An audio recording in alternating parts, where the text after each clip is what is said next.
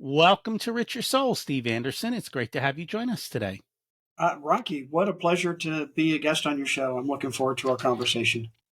As am I, excited to learn from you. We always like to start at the beginning. What was it like when you were growing up, and how much did your family and school teach you about money? Well, I think I would say obviously a lot. I grew up, I have an older brother and sister. We moved various places due to my dad's being transferred. And I actually started pretty early doing typical things to make extra money, mowing lawns, those kinds of things. Even to the point in high school, I got an interest in photography. Now, again, you might, you know, surmise that that's been a few years ago, which it has. So, physical film, physical paper, dark room, all of that, and actually made money taking pictures of the school play and the kids in the play that wanted to have pictures of their role, etc. And so that ended up paying for a summer camp for me to go to a couple of summers, etc. So kind of early on, it was uh, money's helpful, money's important, and you can make money. And frankly, I probably had an allowance, but I don't remember that lasting very long. I was responsible for if I wanted to do something, I needed to get the money to do it. Interesting. I used to have a darkroom when I was a kid because my dad was big into photography. Oh So yeah. you kind of got uh, invested in that. It was all black and white, though, because Well, it, color at well, home was a different game. it really was, and I tried it. I experimented with actually doing color, and um, you have to be somewhat precise with black and white, but color is really precise. Temperature and timing and all of that kind of stuff. And my color pictures never turned out very well, so I didn't pursue that very long. You know, it's funny to think how far the world has come in the Oh, sense of is now, digital pictures and I know. anyone And can be perfect. and you take hundreds of pictures, not 30 in a roll, a film, right? I mean, it's just such a different mindset today. And that's an interesting kind of technology story that we might get into later. Yeah, we can talk about Kodak and what happened to them because that was, Yep. a big major issue. Out of curiosity, so what was it that kind of drove you to that entrepreneurship or that desire to go do that? Because that's not normal. Um, I think part of it was practical. I wanted to do summer trip. I wanted to buy camera. I wanted to, and so I needed money to do that. So, and my parents, I mean, we were not poor. I mean, we were well off. They helped a lot, and I guess I just wanted to do a lot of it on my own and be a bit more self sufficient. And that even carried into college. So worked on the yearbook. Actually worked for the university I went to, taking pictures. I mean, so it kind of continued and just became a part of what I do and who I am. So at some point, though, you shifted out of the picture taking business. I did, and actually, that story I'll do a short version of it. So, graduated college, got married in our between our junior and senior year of college. Moved back to the Washington D.C. area where we both grew up, and kind of still was taking pictures, and so started taking wedding pictures, and kind of built a little business and made contacts with some florists and some others that I'd get referrals from. And one of the weddings was a late morning, early afternoon wedding. It was a literally probably a 10-minute wedding. And so then everybody went to where the reception was going to be and got there probably 45 minutes early. So the reception area wasn't quite ready. They opened the bar and everybody got drunk, bottom line, including the bride, who spilt a Bloody Mary down the front of her white dress. So my wife and I, who was helping me, literally spent hours trying to get pictures that didn't show the red stain on the white wedding dress. And we decided, at that point, what we were making was not worth it. So we pretty much stopped. That was a pretty big aha. Yes. It just, the time, the aggravation, all of that. So, So then what happened? well, so then, gosh, what happened? So I actually worked for the United States Postal Service. I was a mailman during summers in college, and then continued that when I got back to the DC area for probably 6 months. And then my father in law owned an independent insurance agency, and he actually had a massive stroke that summer that we've moved back, and literally lost the complete right side of his used arm and leg. We didn't know if he was going to survive. He did, fortunately. Um, and I then came in. We kind of agreed I would come in to help him out in his agency for a short period of time, year, maybe 2 years. That turned into a, well, almost now over 40-year career in the industry. I ended up working for him for 13 years, and family dynamics were a bit much for me, so I decided to leave um, and kind of went out on my own. That's when I first started consulting in that agency. I had gotten really enamored with and really enjoyed the technology, so brought computers in for the first time and all kinds of things that I did. I kind of took that and then pivoted to more of a consulting role with other insurance agencies that were starting to add computers into their operation, didn't know what to do and how to install them and how to use them, how to train people on them. So that's I kind of started that movement into consulting. It's funny. If you're lucky enough to catch the beginning of a big wave, you can ride it for a lifetime. You can. Well, and so I left his agency, started doing a little consulting. We moved to the Dallas Fort Worth area because my wife actually got a job offer there. I ended up going to work with an independent agency in literally down the street from me. And one of the things I really liked is they were very, um, they approached technology eagerly, meaning a lot of agencies don't want it, it don't need it at that, certainly at that time, still somewhat today, but they did not. They were exploring, they were trying new things, et cetera. And I really liked that environment. So that gave me another 9 years of hands-on work. And then I started telling other agents what we were doing. And then that led me to a speaking career, more focused consulting on the technology piece. And so I started my own business in 1999. And then we moved actually to where I am now, just outside Nashville, Tennessee, because my wife doesn't like heat. And so Texas in the summer is not the place to be. My daughter's in Texas, and originally you're like, "Oh, we'll come down there." And then I looked at the map and I'm like, "No, thank you. Nope. That is a little too hot for me." Yep. That's exactly right.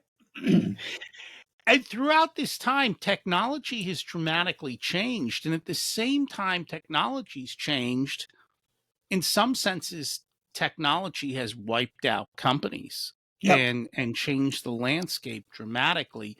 We kind of started with Kodak, and I just find it odd that Kodak invented the digital camera and couldn't commercialize it in the sense like, Yes.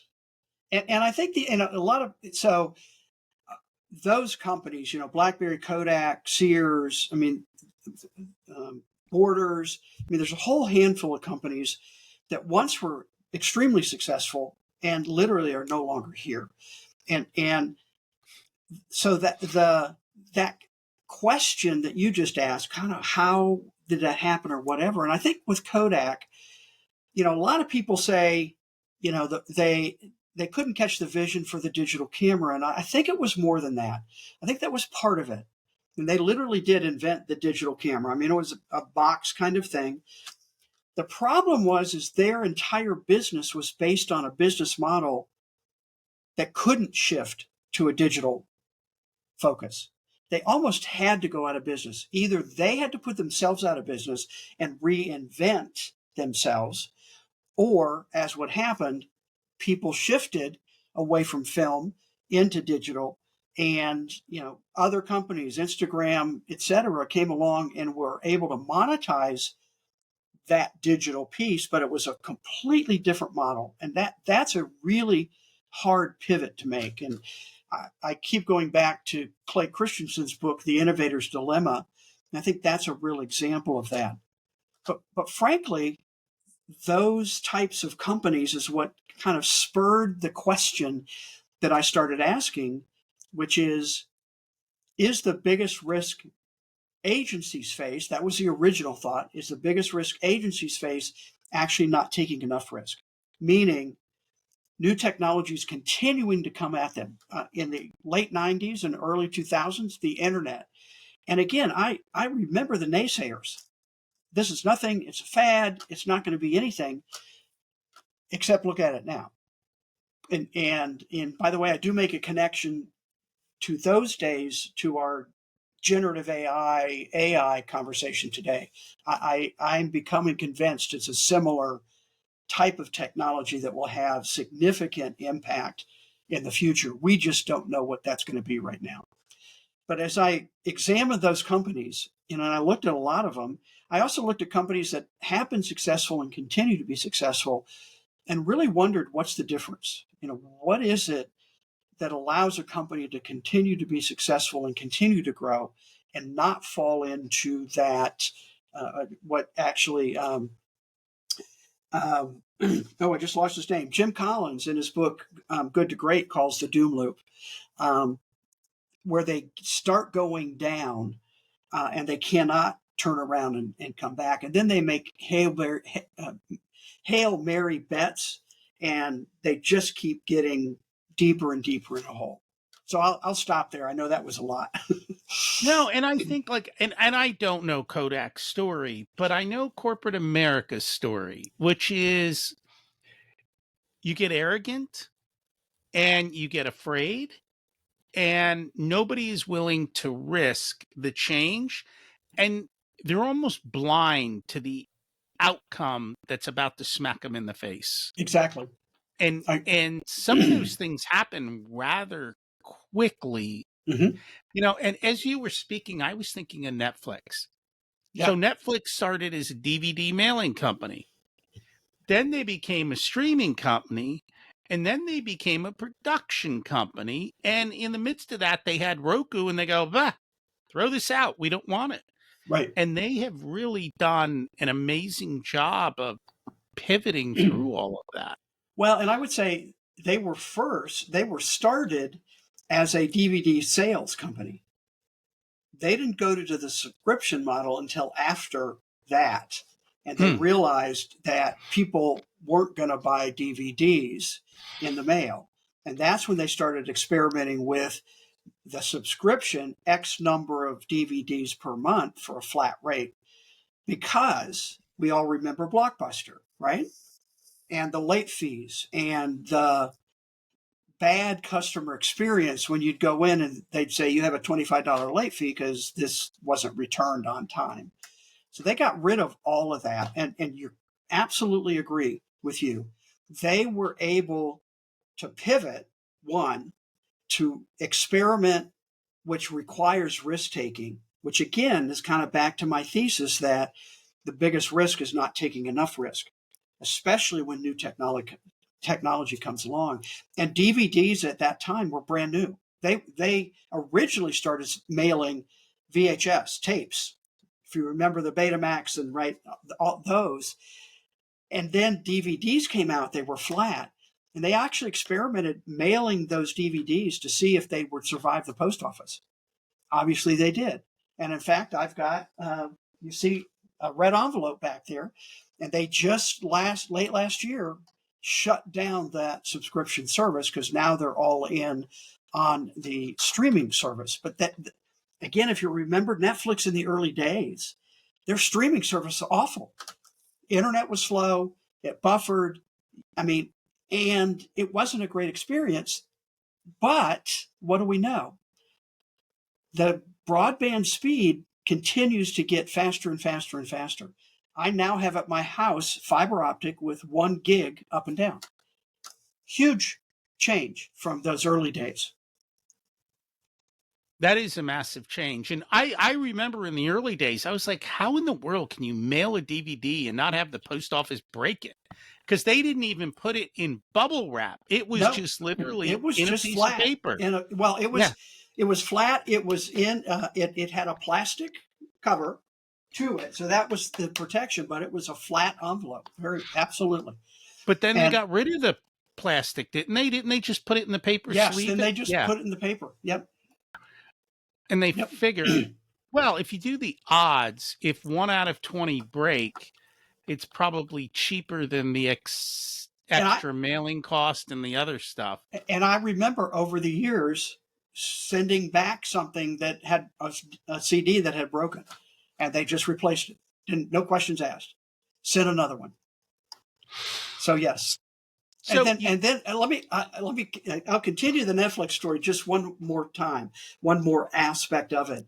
When we talk about content development at Netflix, what's really interesting to me is when they started. One, they realized they needed their own content, not licensing others. So they started creating their own content. And most people don't remember today what their very first serialized show was on Netflix.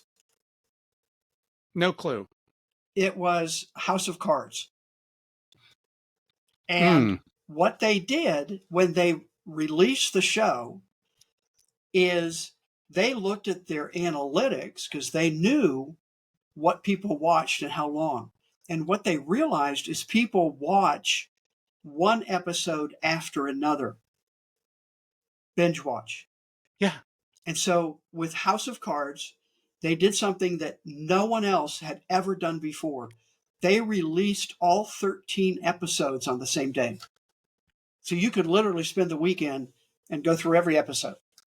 Whereas even today, Apple, Paramount, some of the other streaming services release an episode a week because that's the traditional or the legacy TV model because you have to bring people back. They understood what their customers want and they wanted to binge watch. So they put them all out there. I And didn't again, even know stuff was released a week at a time still.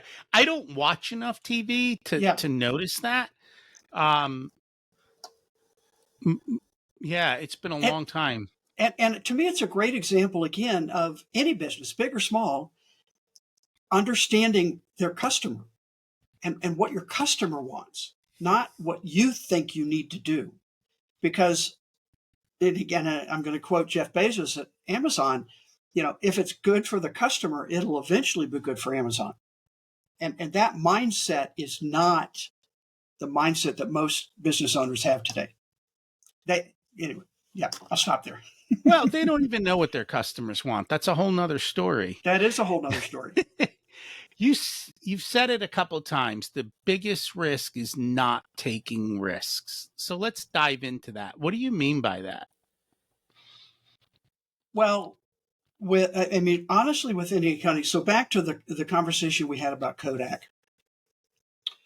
I do agree with you that as businesses scale, they get more risk averse because they have something that's successful. That's why they're able to scale. So they start protecting what got them there, not looking at what's next.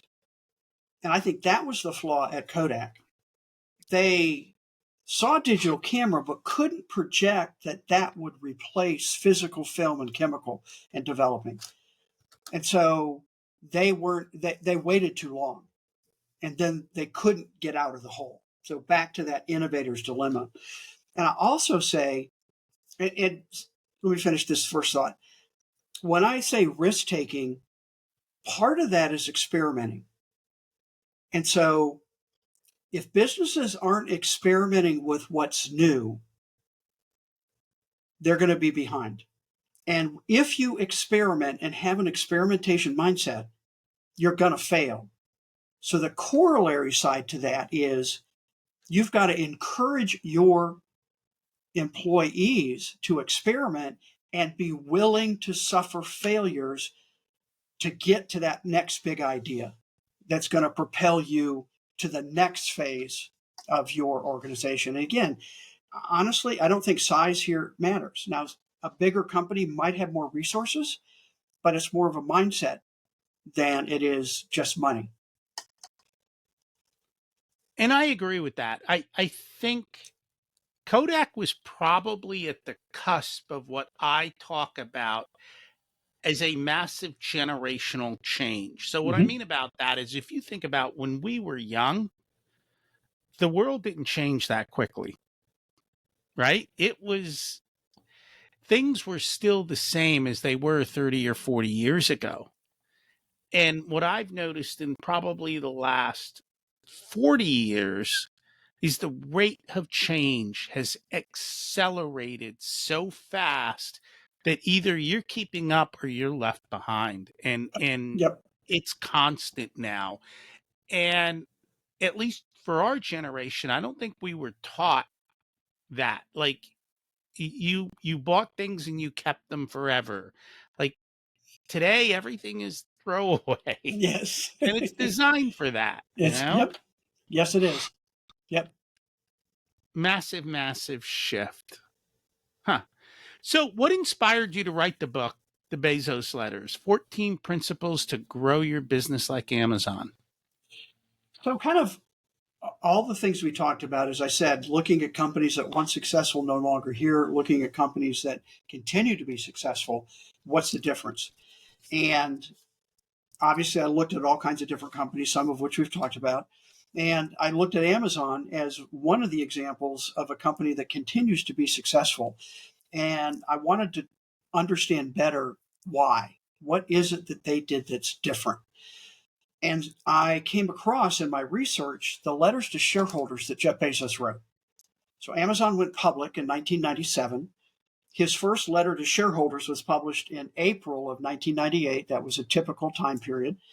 Um, and he wrote a letter every year up until 2020 when he stepped down as CEO and became executive chairman. So at the time I wrote the book, he had written through the 2018 letter, so 20 different letters. And I literally sat down and I'd read one or two letters here and there when they came out and found them interesting. But I got all of them that had been published and read through them as a narrative, as a book, about 48,000 words. And what I realized doing that was that there were threads of thoughts that went through the letters. And Amazon, I mean, Bezos did it, and for Amazon, did what is typical in a shareholder letter, what the company did, milestones they made, how great they are, etc. He did some of that, but he actually did more of how they did it. What were the mindsets? What ended up for me being the principles that Amazon employed in order to continue to accelerate their growth? And so that's why I call them growth principles. Um, and I came up with 14 of principles. I organized them into what I call 4 cycles: test, build, accelerate, and scale. And I believe every business, large or small, is going through those cycles, uh, testing a new product, new idea, new platform, new service, figuring out is it going to work or not. That's where the experimentation is there. Building on the success, accelerating that success, and then scaling to a bigger company. And then this could be another round trip through the 4 cycles for a department, a product, a region, a division. So just a way to think about the different principles and how they can apply. And it's true, every company goes through this. And sometimes, it's funny as I think about that, sometimes you're ahead of the curve. Mm-hmm. So we were talking about DVDs. Before the DVD was the laser disc, and it didn't really come to be. Yeah, didn't take and off. Yeah, you're right. didn't take off. And sometimes you're just ahead of the curve, and sometimes, well, Right. you could end up behind the curve. So, and I don't know how much you've looked at Apple. I know Apple is so successful today at bringing in cash, but when I look at Apple, I'm like, what have you done for me lately? Hmm. Because I don't think they have done anything innovative in a long time. Yeah, I agree. And, certainly the Apple fan people will argue with us on that. And I think part of what, so Apple is an example of Jobs coming back. And one of the first things he did when he came back as interim CEO is he cut, I don't remember now the number, a number of like 15 or 20 products, and then concentrated on 4 different products. And so he brought the scope of what they were doing down so they could focus more on it. I would also say Apple does focus on the customer experience. And so, that's core to what they do, or at least what they try and do. And I think the third thing is they are obsessive about controlling hardware and software. And there are definitely some advantages there, but there's some disadvantages. But we could, I don't know if we want to talk about that, but they control the entire ecosystem, which makes everything that's Apple work well together. I will say they are phenomenal at making everything work Hmm. together. What I have found so unbelievably annoying is the fact that they've taken away features that were already there that they removed that make my life unbelievably a pain. Like a Yeah, simple one is I've got, when I have a computer open, I got 50 tabs open. And on my phone, I've probably got 75 apps. I used to be able to go in on the computer, move all my apps around, and then arrange them in a way that was simple and easy to use. They don't allow you to do that anymore. oh, I agree with you. It is so irritating because I organize my apps, right? So I can find them. Now, some people would argue you just search for it. Why do you even need to organize them? Because Well, it's the customer that's experience. what I want. And I do joke with people that, so I have an iPhone. My wife has an iPhone. I can't use her iPhone because she has the apps in all the wrong places. So I can't find anything because it's And, personal to me. I agree with you. right. That's really irritating. But at the same point, if I look at the latest iPhone and I go compare it to the iPhone 3, granted, it's faster, the camera's better, it might have a longer battery life, but there's nothing revolutionarily different about it Yep. over these past, I don't know, 15, 16 years. Yep.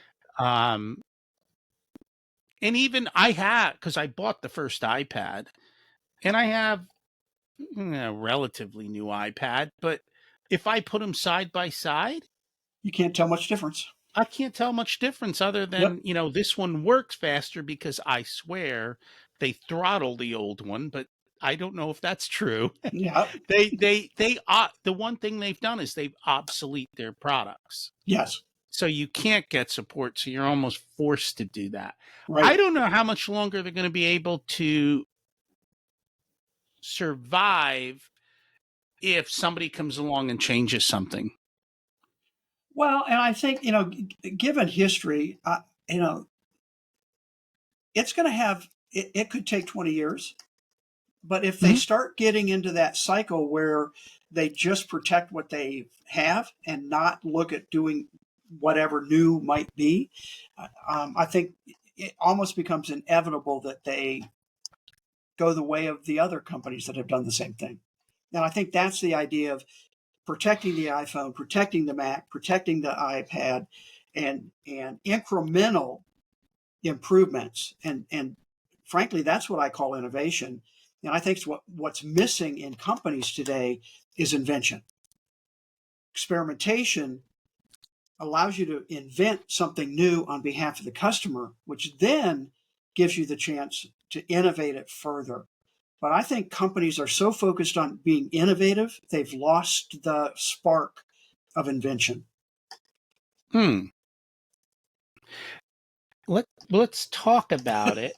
Um, it's funny because for the longest time, and Elon did this. I'm like, I wish they would take the iPad, let me plug it into the front of my car, Mm-hmm.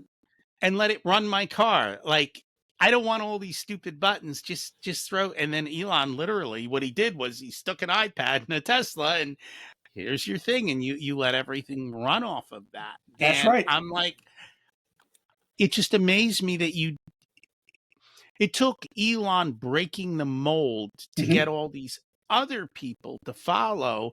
And there's another classic example of a company that I see a massive risk in, because everyone is talking about the fact that electric is not the best way to go forward, Yep. in the sense that we don't have the supply grid, the Right. generation, and that hydrogen's probably the better option. And what you're seeing now in the marketplace is electric cars from all these other manufacturers are massively being discounted. Not Yep. to mention, if you own a Tesla, you've got the same problem that you do when you own an Apple. You're Yep. locked into an You're locked into. ecosystem. Yep.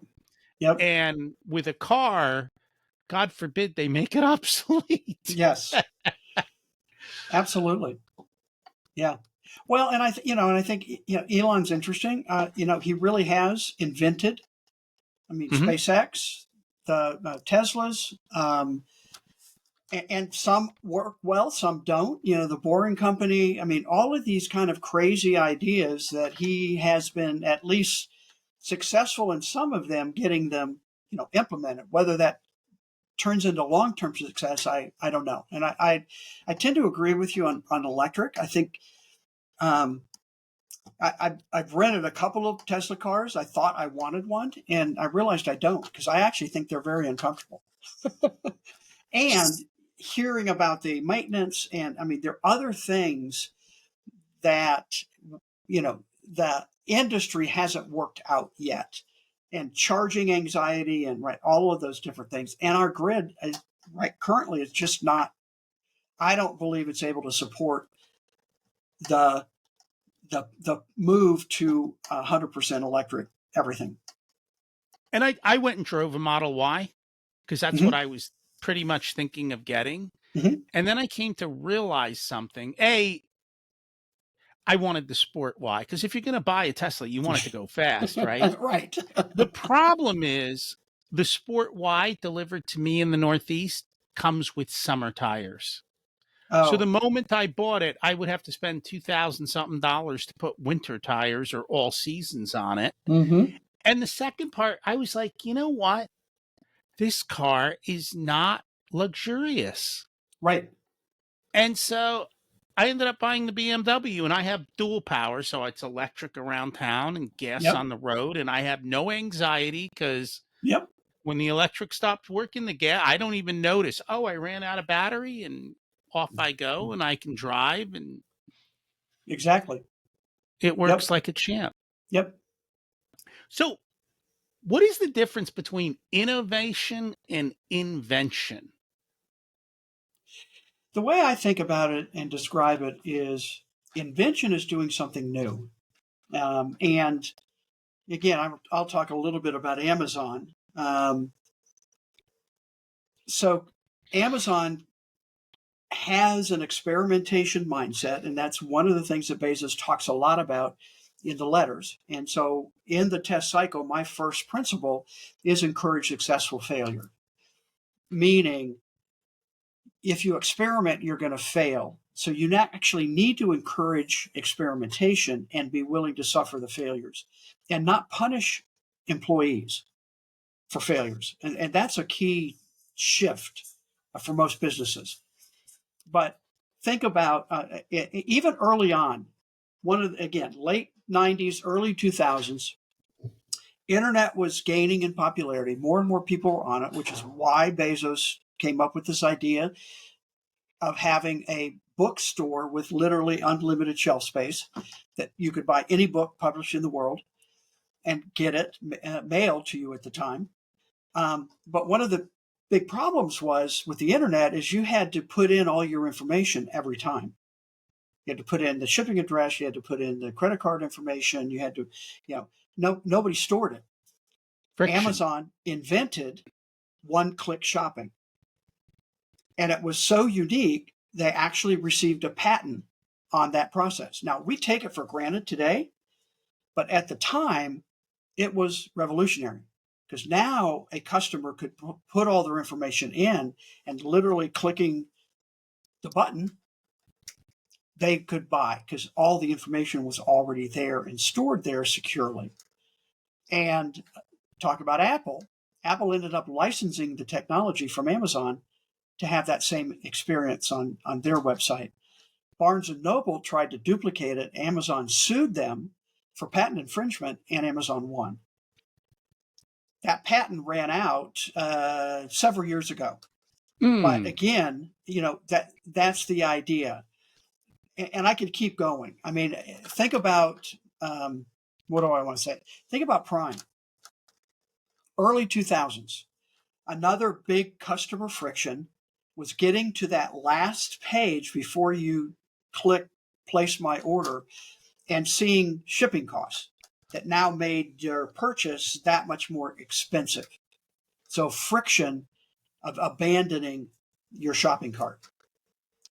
Bezos came up with the idea, let's pay for 2-day free shipping. Crazy idea. His team, senior leadership team at Amazon, thought it was crazy. Now, you think about kind of what you talk about a lot, which is profit. How do you get profit? How do you keep profit? They're saying we can't afford, that'll cut into our margins so much that we can't afford to pay for shipping. And Bezos had a intuitive feeling, understanding that if people didn't have to pay for shipping, they would buy more. And so he literally pushed it through over a lot of objections. And they tested it first. And they tried different things. They tried, free shipping with $25 or more in your cart, and all of that. They eventually came around with Prime, added a subscription service, or subscription price to it. And now you could get 2 free day shipping on virtually any kind of product that you wanted to buy on Amazon. And studies kind of subsequent to that implementation show that Prime members at Amazon spend twice as much on average than non-Prime members. Because why? It's easy. And even my wife and I think lots of people now, we'll actually debate, do we want to go to the store, or should we just order it on Amazon because we can have it here? Actually, today, where we live in Nashville, a lot of times it's within 4 hours, or that same day, or tomorrow morning before 7, because shipping has become so much better at Amazon. So they invented that process. And they're a shipping company now. They are, I call them a logistics company. Yes, they are.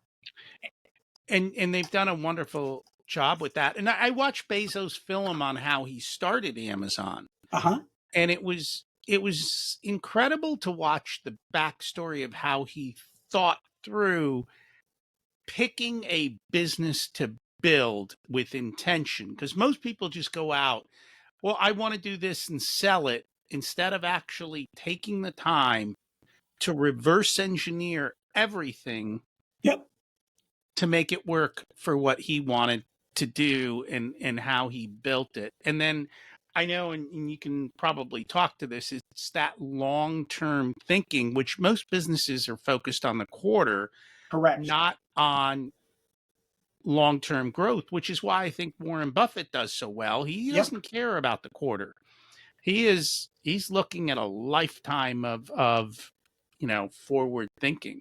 Yep. And the other thing that I loved about Amazon is Again, they built a shipping company to solve a problem. They built AWS to solve a problem. They build everything they need to solve their own problems, and then they sell that to everybody. Exactly. When AWS is such a great example of that, they were having significant problems internally just building and keeping up with what needed to be built and created, et cetera. And so AWS was internal, as you said, initially, and then they realized that, hey, there are other developers out there that have the same problems we do. They might want to be able to utilize our compute services to build their business, and that's where AWS started and has grown significantly and is a major profit center for them. Interesting. Since you're so much of a futurist in the world of technology, everybody's freaking out about AI right now. I use it a ton to help me achieve what I want to do. What are you seeing? Because I think it's going to be a game changer for how people Google. Mm-hmm. And so they are now at massive risk. Correct. So that's a big topic. Let me give you a couple of thoughts. One is, I really do believe that I'm a bit more specific. I call it the generative AI. So maybe a subset. General artificial intelligence, I don't think we'll see for quite a while. I don't believe, I'm not scared of it. I don't believe it's going to take over the world. Um, I don't believe silicon can become biological, bottom line. Um, I think it's a technology that we are seeing the very early stages of, and a typical hype cycle is certainly in full force here. You know, we kind of had the hype over the last year, really high stuff. It's dropping off somewhat. Now we're starting to see, okay, what are the actual use cases? How can it help a business with some of the mundane stuff that they hire people to do? You know, what can be done? For insurance agents, I just completed a 4-part webinar series on generative AI for independent insurance agents. And it was 4 parts because I couldn't cram it all into one in 4-hour parts. So I talked about kind of background, general information first. I talked about content development second. I talked about business intelligence third. And I talked about image, audio, and video fourth. And I think all of those different areas are being developed. And the one phrase I kept saying over and over again, this technology is the worst that it's ever going to be today. And it's getting better and better. And you talked earlier about the speed of change. It's happening fast. And there will be examples. I mean, I think technology is neutral. I think how people use it is not. So there will be bad actors, just like there are bad actors on the internet, and we have phishing scams and, you know, cyber attacks and all those kinds of things. Absolutely will be part of it. And as we learn how to use it, we'll learn how to deal with those problems. So I'm very bullish. I'm very bullish on it. We shall see. And what I remember from going through the 2000 tech bubble is the people who led it and had the biggest amount of money coming in were not the ones who persisted. Like AOL's gone, At Home gone, many of the early Pets.com gone. I mean, yeah, you can a whole litany. Netscape. Right? Well, and I think the issue there, and I think similar now because I see some correlations or similarities. The issue there was they didn't have a business model that was going to work. It's just the more people we have, the more money we make. But but it's free. Okay, what is the business model there? I think with what we're seeing today, we're seeing all these companies starting up with AI in their name that don't really have a business model, and they're relying on 4, maybe 5 other large language models: OpenAI, Anthropic, Microsoft with OpenAI, Google a little bit, but they're building their businesses on another platform they don't own or control, which just by Mm. its nature is problematic. And we already know that with people who built businesses on Facebook or Yep, on Instagram, like that, it can like that. disappear. One And thing, one thing changes, and their business is gone. I see that with people who built their businesses on Amazon. Mm-hmm. Because if you are a e-com business and you're a Me Too, Yep, it's a massive struggle because Amazon takes such a large cut that it becomes almost impossible to run an e-com business unless you are unique and different. yep. And let me talk a little bit about Amazon taking such a large cut. How much would it cost a small business to build a website like Amazon, to build the logistics network like Amazon? They would never be able to do that. So, again, what's fair? It's sort of what the market will bear in some cases. And certainly there's lots of talk now about Amazon, taking too much, or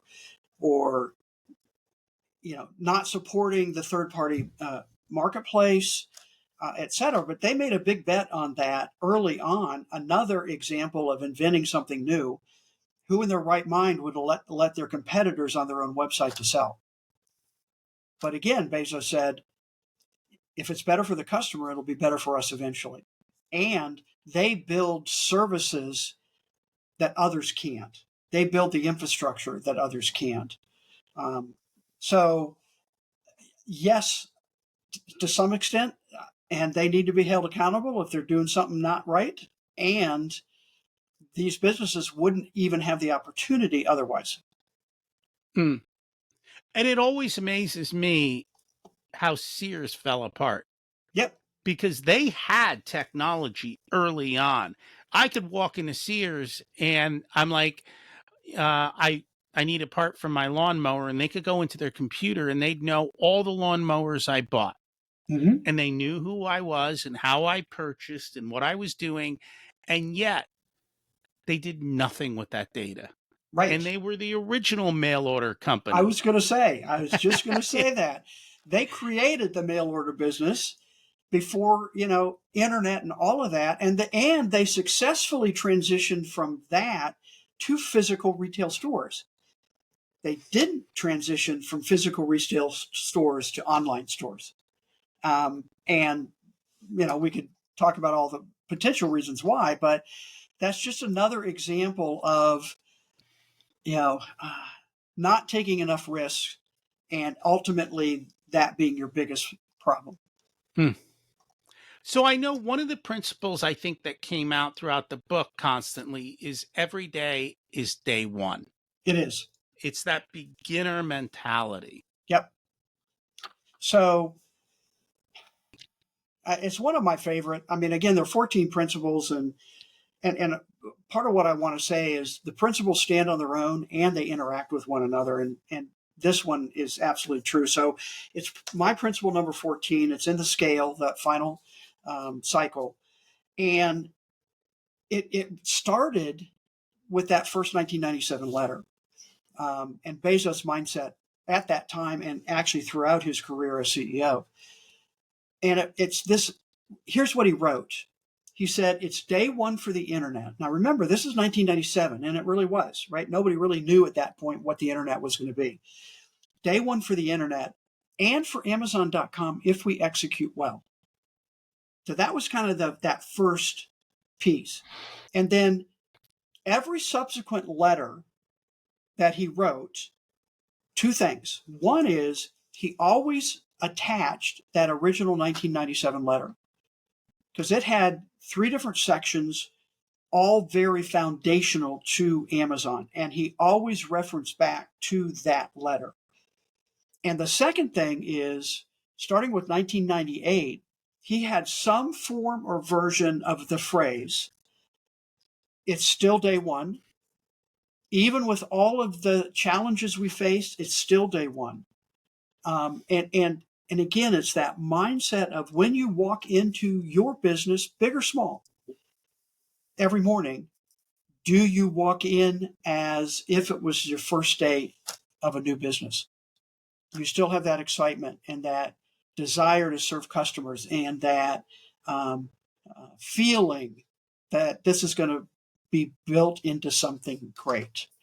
And so, and then kind of the subsequent part of that is in 2016, he was at an all hands meeting in Seattle, a couple thousand employees, regular occurrence quarterly, went over the company and different initiatives, and then always had a Q&A section at the end. And so employees would write down their questions. So we looked at his note cards, and the next question was, Jeff, what is day 2 like? Well, laughter rumbled kind of through the audience. And he said, I think I can answer this question. And here's what he said.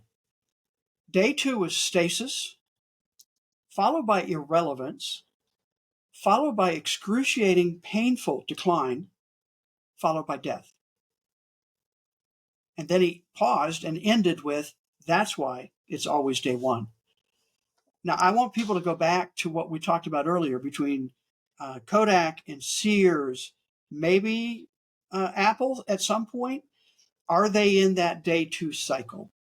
Are they, irrelevance, all of that? And in his shareholder letter, he told this story and he added this piece to it. He said, I'm more interested in how you defend against a day 2 mindset. And he said there were 4 things: customer obsession, a skeptical view of proxies. So that for Bezos, that means processes and procedures that no longer serve the purpose they were originally designed to serve, which is the customer. So skeptical view of proxies, eager adoption of external trends. And he even identified in 2016 machine learning as one of those external trends, which I find really interesting. And then finally, high velocity decision making, meaning when a company gets bigger, they tend to add layers of bureaucracy to the decision making process. And at Amazon, they fight against that. They try and continue to keep decision making at the lowest level possible that is capable of making a good decision. And I know when it comes to decision making, I believe they use 2 different categories, Correct. right? The Yep. type of decision that it's easy to undo, and then they don't worry about those. And then the type of decision that becomes very hard to undo, they really are careful about those. And maybe you can say that more eloquently than me. Well, the way he describes it is type 1 and type 2 decisions, and he describes it as doors. And a type 1 decision is, as you described, a kind of bet the company type decision, really big, consequential, maybe a merger, maybe something else, maybe opening a new headquarters. And he said those decisions should be made slowly, carefully, with as much information as you can gather, because they're hard to reverse. That's the reason. And those need to be pushed up to higher capable people. Type 2 decisions, on the other hand, are more easily reversible. And those need to be kept as low as possible and with only 70% of the information you wish you had. So you can't wait for all the information because that just slows down the decision-making process. And when you slow down the decision-making process, you slow down growth and you slow down. And so, again, they keep bureaucracy as much as possible out of the organizational structure. And I think that's, again, one of the reasons they have continued to be successful really in multiple different industries. And so that was my question to you. Has that changed? Are they still playing day 1, or is it starting to get nightfall at Amazon for day 1? So I think they would answer that question, Andy Jassy et al. I think they would answer that question as yes, we are. I think there are some indications that maybe not as much as they did in the past. And certainly the CEO transition from Jeff Bezos to Andy Jassy. Andy Jassy was CEO at AWS, so deep history at Amazon. Seems to be doing a good job, but you're not the only one to ask that question. I would say that there are others saying, is Amazon starting to shift into more of a day two mindset? And maybe that's the case. Bezos said many years ago now that it's likely Amazon will go out of business one day and be a day two company. He said, I hope I'm long gone by then, but that's the reality of businesses. It is the reality of businesses. And it's funny because my son had a choice between an offer from Amazon and an offer from one of the other big guys. Mm-hmm. And I told him hands down, go to the other one. Yeah. And I think it was more because of the way Amazon treats its people. Like, it's funny that where he went, they had chefs and cooks to make all his meals when he was working. At Amazon, they hand out bananas, which I think Right. is hilarious. That this is how they treat their people. It's like, wait a minute, you're almost making the point that you've got monkeys working for you. Yeah. Yeah. And I was like, culturally, I think the other place is going to be a better culture for you. Better fit, better culture. That absolutely could be. Yep. Well, time will tell, That is and so we will very see. true. And I certainly will be paying attention. But at the end of the day, I think really some key takeaways, for people who own businesses is he was so intentional and he spent a ton of time figuring out what to build. And then he has just constantly been willing to try, shift, change, Yep. and figure out how to do it. And he built it on a shoestring budget, I believe, in the beginning. He did. Yeah. So you don't need more money. You have to figure out how to kind of be more resourceful and how to be able to do that. And I think Amazon is one of the few tech companies I think that quickly went to profitability, though, because a lot of them seem to go like Tesla and Airbnb and some of these, they seem to go forever before they're actually profitable. I know it did take them a while, It did but take them a while initially because they were reinvesting everything right. back into fulfillment centers and warehouses and logistics and all of those kinds of things. But eventually, yes, and yes, they became very profitable. Their stock price became grew significantly. All of those indicators, very much so. Truly interesting. What's your secret to living an abundant life? Uh, Gratitude. What did you learn later in life that you wish you would have learned sooner?